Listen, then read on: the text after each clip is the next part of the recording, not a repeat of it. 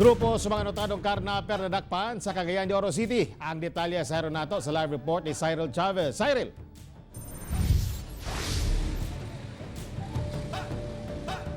Yes, Tek, 12 ka mga individual nga gitudlong mga notorious motornapper dinhi sa Cagayan de Oro City ang nadakpan sa otoridad apan ang 8 niini mga menor de edad.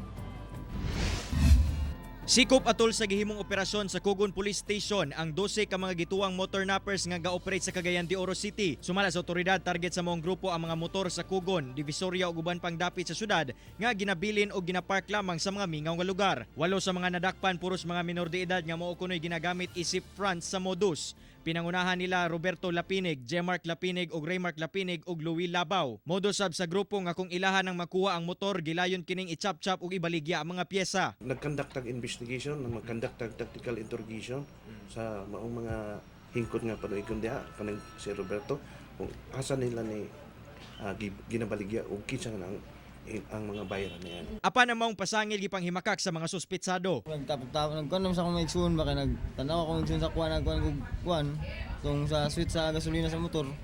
Ang kuanan magatato napok ko rin tapok. Balog na sa selda sa Kugon Police ang upat samtang ang 8 ka mga menor de edad nga na-rescue gikatakdang i-turnover ngadto sa DSWD.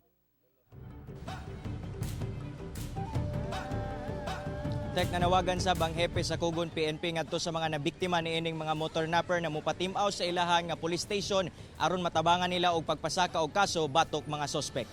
Tek. Okay, daghang salamat, Cyril Chavez.